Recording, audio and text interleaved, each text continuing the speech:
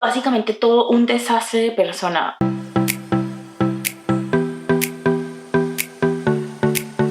Hola, soy Andrea y bienvenidos a mi canal Libros y Lágrimas. Y hoy vengo con un resumen de lecturas de los primeros 3 meses de este año. Para serles sincera, no fueron unos buenos meses de lectura, para nada, todo lo contrario. No sé si estoy entrando a mi flop era como lectora o qué, pero en estos 3 meses solamente leí 13 libros, lo que no está mal, pero considerando que más o menos eso era lo que leía en un mes el año pasado, sí me tiene un poco triste, pero bueno, es lo que hay. Vamos a empezar. Yo sé que no necesito dar explicaciones de por qué leí la cantidad de libros que leí, pero igual quiero contarles por qué estaba en crisis, porque cada libro tiene su historia, cada libro tiene su aporte a la crisis en la que llevo desde que empecé el año. Ni siquiera ha sido una crisis, solo han sido muchas crisis que mutan y por eso es que están entretenidos. O sea, como que nunca nada se queda estático, siempre hay una nueva cosa que llega a meterme en crisis. Entonces, el año pasado yo estaba mal, o sea, a finales del año pasado yo estaba diciendo ya no puedo leer más, necesito tomarme un descanso. Los libros que me leí a final de año no me ayudaron, me decepcionaron mucho y yo dije voy a tomarme los primeros 2 días del año sin leer, lo que no parece mucho, pero para mí es mucho porque yo leo cada segundo del día. Entonces me tomé esos 2 días, pero yo sabía que el 3 de enero ya tenía que volver a la lectura porque salía de Stolen Air y ese fue mi primer libro del año.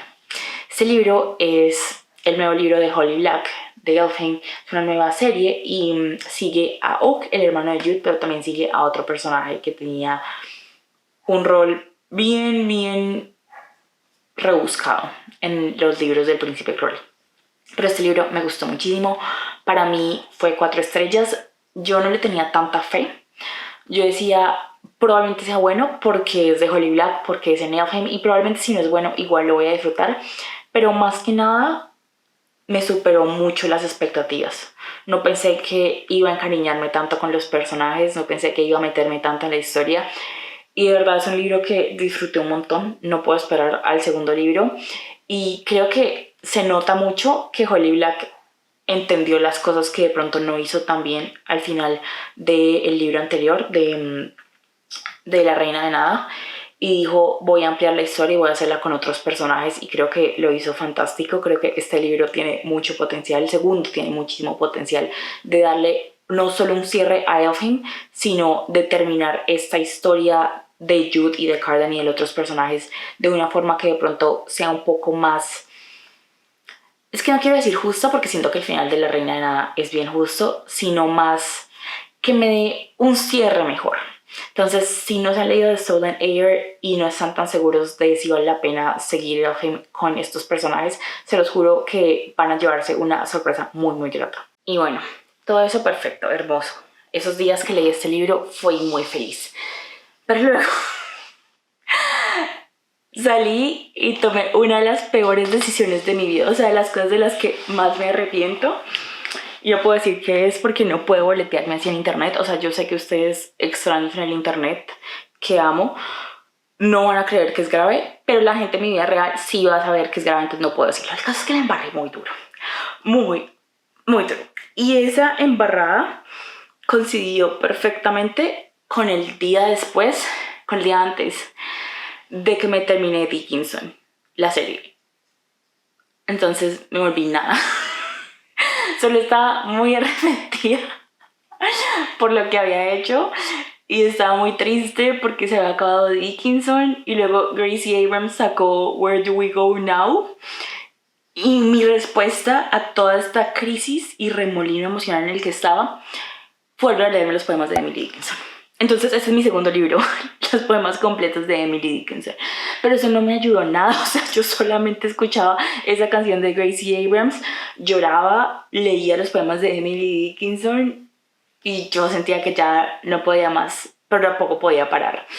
Y la cosa con los poemas de Emily Dickinson es que es un libro repetido, yo me lo leí cuando tenía 15. Y fue hermoso volverlo a leer porque he cambiado mucho desde que tenía 15 y no solo he cambiado mucho, sino he aprendido mucho de la vida de Emily Dickinson. Y no crean que esto tiene que ver con Dickinson, o sea, no es esa serie, yo sé que esa serie está mal, pero es hermosa y la amo.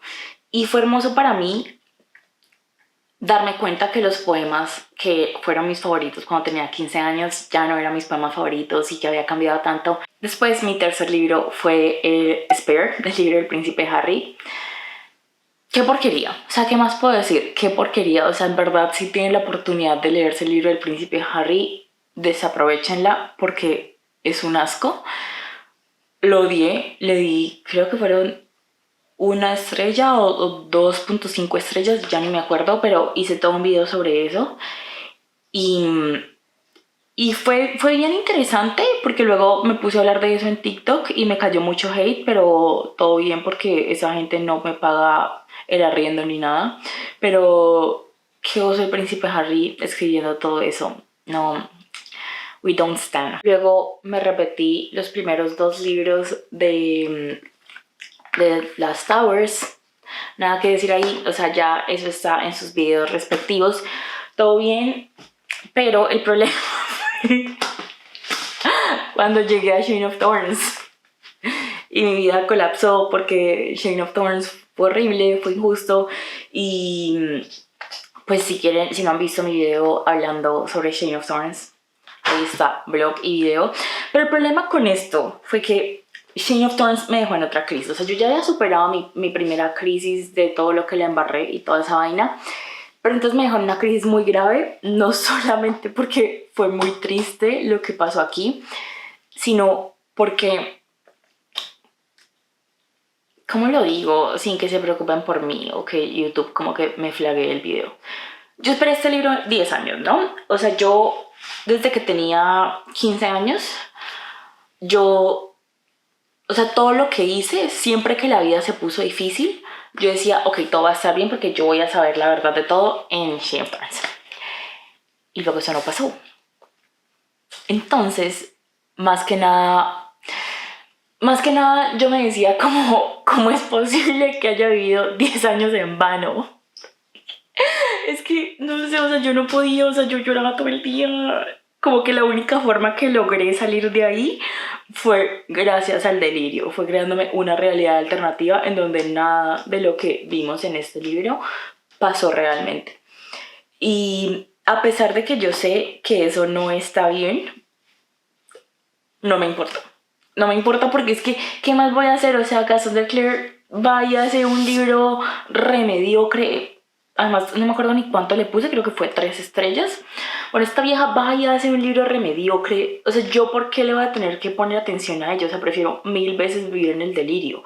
Además, salir de ahí no hubiera sido posible si no hubiera sido porque yo de verdad dije como voy a ignorar todo lo que esa vieja dice, voy a inventar mi propia realidad y así fue que la logré, o sea, ya, nada. Y ya para el momento en el que yo había salido de ahí, había pasado un montón de tiempo. O sea, ya era como marzoñero. Y yo había perdido todo el año llorando por esta estupidez y llorando por la otra vaina que la embarré y llorando por Dickinson y básicamente todo un desastre de persona. No, o sea, no entiendo. Solo quiero dejar muy en claro que durante todo este montón de crisis fui a terapia e incluso hablé de los personajes de The Last Towers en terapia. Y mis terapeutas son grandes personas, de verdad son grandes personas porque todavía me preguntan que cómo voy con la muerte de ese personaje y yo solo digo en el delirio, porque qué más, o sea, si ven como el delirio no es tan malo porque mis terapeutas me dicen como ok, puedes vivir en el delirio, está bien. Y yo pregunté, después de decirles esto, ¿me van a internar en un hospital psiquiátrico? Y la respuesta de uno de ellos fue, si ese fuera el criterio de hospitalización, ya te habríamos internado hace rato. No sé cómo sentirme respecto a eso, o sea, no sé si es mejor o peor, o sea, sé que no me van a internar, pero al mismo tiempo es como, estás demente, solo que el criterio de hospitalización lo cumpliste hace tanto y ni siquiera fue suficiente. Una vez decidí vivir en el delirio y logré poder volver a leer. Leí Roaring Twenties de Taylor C. Miles y este libro es un poemario autopublicado y yo siento que necesitamos empezar a valorar más los poemarios autopublicados. Todos los libros autopublicados, todos los autores indie son importantes, pero es que los poemarios autopublicados pegan diferente. Y este lo encontré porque Taylor puso un tweet hablando de algo de la piratería. Era un debate de esos de la piratería que se forman cada mes en Twitter. Y ella habló de su libro y yo lo compré y, oigan, muy, muy bueno. Está en Kindle Unlimited y cuesta como $5. Entonces, si tienen la oportunidad de leerlo, háganlo porque no solo Taylor es muy linda, o sea, yo le escribí. De hecho, le escribí como, oye, leí tu libro, me encantó, y ella fue un amor y me dio las gracias. Y es que esa es la belleza de apoyar a artistas indie, que los artistas indie uno les puede hablar directamente y siempre, o la mayoría de las veces les van a responder, pero fue muy hermoso porque siento que dentro de todas mis crisis, de cosas específicas, siempre está la crisis de que estaba llegando a mi crisis de un cuarto de vida porque cumplí 25 hace un par de semanas. Y pues, ¿qué les digo? Este libro puso en palabras lo que se sentía para mí estar llegando a mi crisis de mediana edad. Y hablando de mi crisis de mediana edad, el día antes de que cumplí 25, estaba hablando con mi mamá y le dije, siento que ya estoy sintiendo la crisis de mediana edad. Y mi mamá me dijo, ¿y es que tú acaso piensas vivir 100 años? Y yo, pues no, pero bueno, si quieres me mato mañana. O sea, uno que responde ahí cuando la mamá le dice una cosa de esas. De verdad no entiendo, no entiendo. El libro que leí después fue La Milla Verde de Stephen King. Y leer un libro de Stephen King en febrero no había estado dentro de mis planes, creo que nunca. Pero mi amiga Cheryl quería leerlo y me dijo que si lo queríamos leer, que si lo quería leer en lectura conjunta con ella, y yo nunca digo que no a un libro de Stephen King. Entonces leímos el libro en lectura conjunta y honestamente a Cheryl le gustó más de lo que me gustó a mí, pero igual lo disfruté. Le puse 4 estrellas y este libro sigue a un guardia de seguridad en un centro penitenciario que se llama Paul Edgecombe. Y Paul Edgecombe es asignado a la parte del centro penitenciario donde están los prisioneros que van para pena de muerte. Y uno de esos es este hombre que se llama John Coffey y que termina cambiando la vida de todas las personas en este bloque de la prisión y también les enseña muchas cosas. Y creo que objetivamente entiendo por qué este libro es uno de los mejores trabajos de Stephen King. El problema es que yo no lo disfruté tanto. Creo que es muy admirable que Stephen King logre hacer un libro con tantos subgéneros y que todos estos subgéneros los haga bien, con excepción para mí personalmente del misterio. Porque a pesar de ser un libro que tenía un tema muy importante de misterio, todo el momento que lo estuve leyendo se me hizo súper predecible. Y Paul Edgecombe como narrador se me hizo bien aburrido y se me hizo difícil de disfrutar toda la historia porque el flujo como tal era difícil. Leí que la gente odia el final de La Milla Verde, pero yo nunca odio los finales de Stephen King. O sea, creo que de todos los libros de Stephen King que he leído, solamente hay uno que es después, cuyo final no me gusta. El final de este me gustó, se me hizo apropiado, pero sí siento que es un libro bastante largo y siento que es una crítica que yo nunca voy a dejar de tener con Stephen King, y es que la mayoría de sus libros son excesivamente largos para lo que cuentan. Este libro definitivamente es uno de ellos.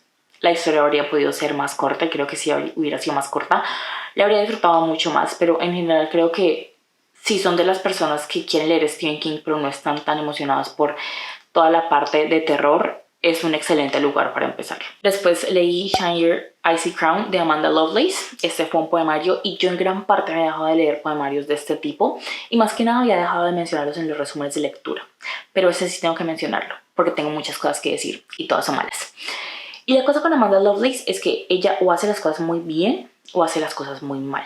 Pero esto lo hizo tan mal que ya no voy a leer más a Amanda Lovelace en mi vida. Ella tiene estas colecciones. Este libro es el segundo libro en su tercera colección, que ya ni me acuerdo cómo se llama. Es algo de princesas y coronas. You Are Your Own Fairy Tale, así se llama. Eres tu propio cuento de hadas.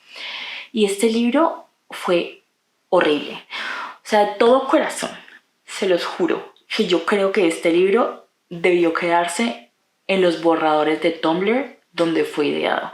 Y cuando hablo de los borradores de Tumblr, no me refiero como al Tumblr Aesthetic de 2014, 1975, Arctic Monkeys, Halsey, no. O sea, estoy hablando de Tumblr antes de que lo comprara Yahoo.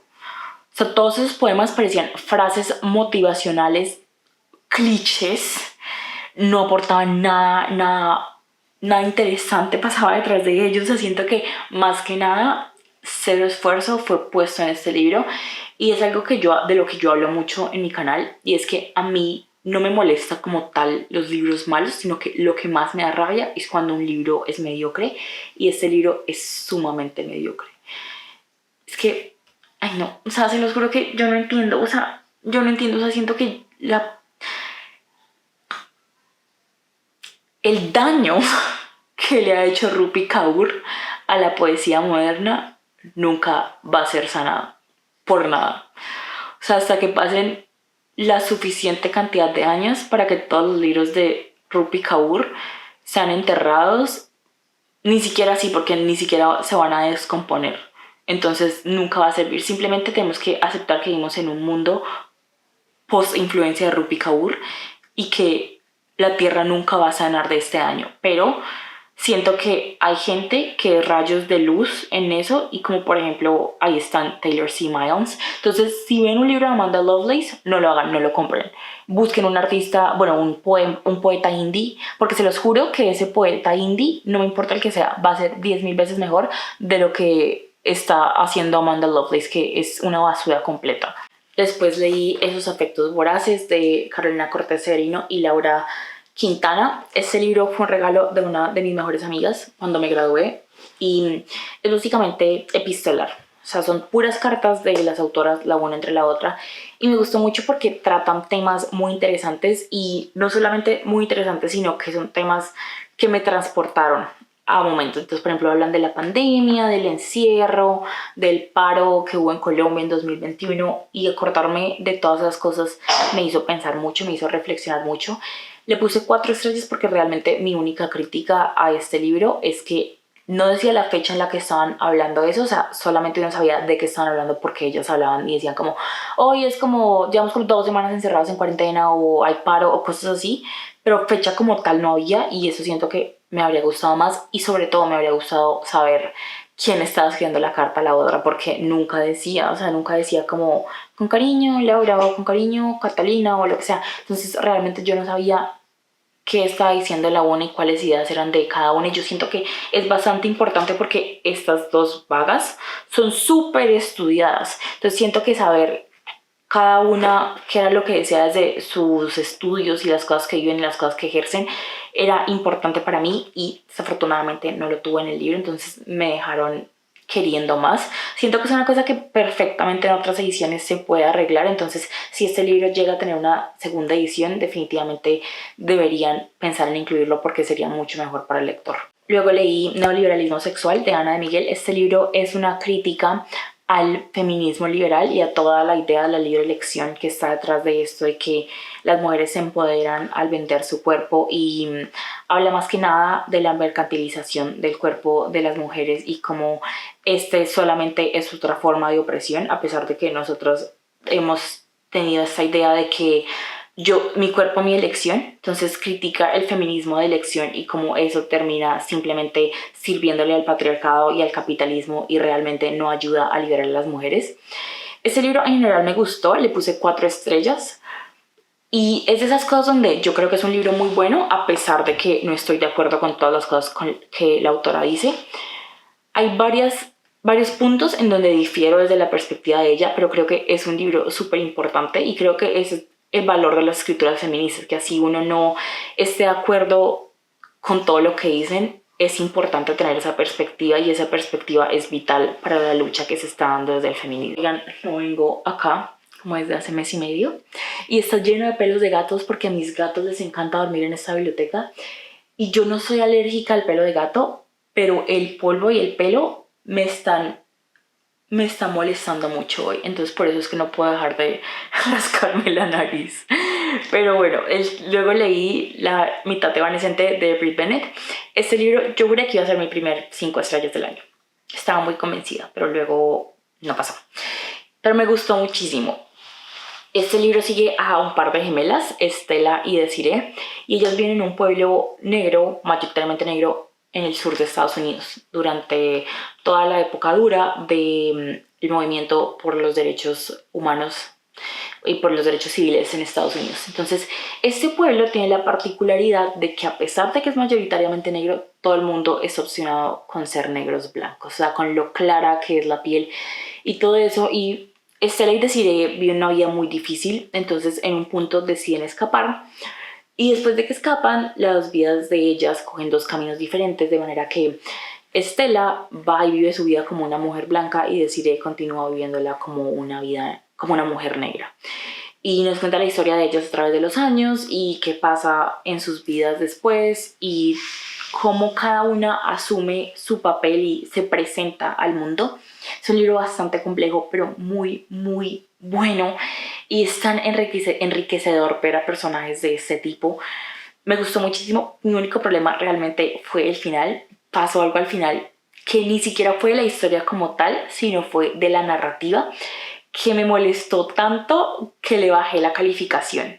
O sea, yo creo que ya en ese punto el libro iba para 4.75 estrellas, pero le bajé la calificación a 4.25 y hablé con mi amiga Lolo y es uno de sus libros favoritos y ella me dijo como no, yo no lo veo así, pero se los juro que yo sigo sin estar convencida cómo se desarrollaron las cosas al final, pero igual lo recomiendo muchísimo.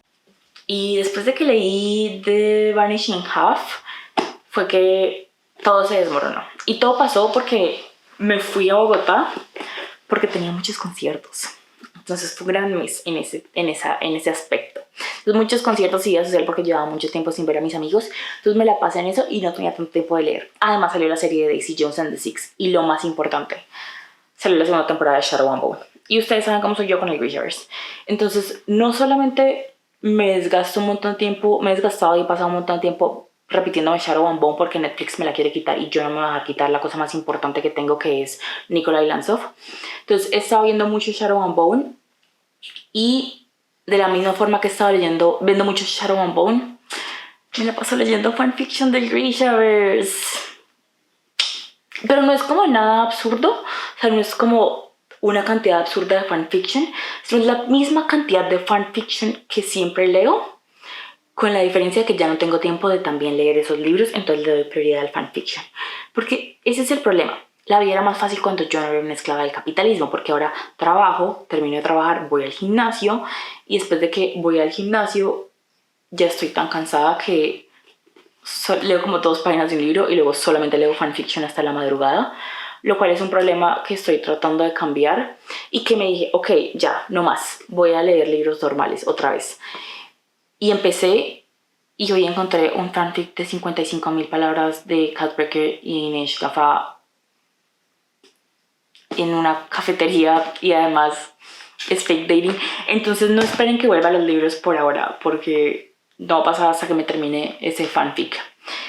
Pero el caso es que todo ha sido horrible. Y antes de que encontrara ese fanfic, leí ese libro, El ferrocarril subterráneo de Colson Whitehead. Y este libro es un libro que estaba súper emocionada de leer porque he escuchado muchas cosas buenas y llevo un montón de tiempo teniéndolo ahí. Creo que lo compré más o menos hace 2 años y además después de leer sentía que quería más de todo ese mundo de la raza y eso en Estados Unidos. Entonces dije, voy a leerme este.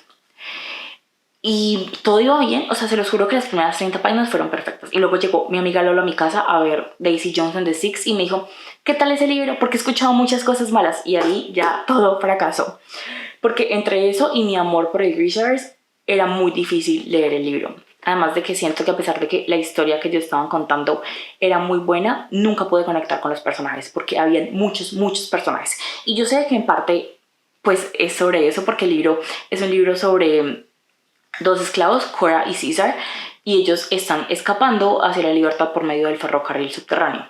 Y en medio del ferrocarril subterráneo obviamente se encuentran a muchos otros esclavos y todas las historias de los esclavos pues se incluyen en este libro, no a profundidad, pero obviamente se incluyen.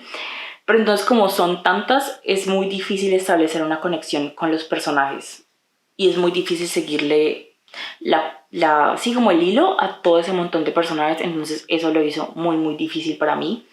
Le puse 3 estrellas porque no descarto la posibilidad de que gran parte de la razón por la que no me gustó es porque el Grishaverse, pero igual siento que el autor le faltó bastante en el libro y no quiero dejar de criticar eso. Entonces siento que hay muchos libros de este tema que probablemente son mejores, entonces tengo que buscar uno específicamente sobre el ferrocarril subterráneo que me permita establecer una conexión mejor con los personajes. Pero igual no descarto que si alguien se lo quiere leer, podría ser una buena opción. Y bueno, eso fue todo por hoy. Por favor, vean mi nariz como está roja de tanto rascármela. Espero que les haya gustado el video. Por favor, suscríbanse y denle like. Acá les dejo mis redes sociales por si me quieren seguir. Cuéntenme qué libros se leyeron estos 3 meses. Muchísimas gracias por ver. Los amo. Bye.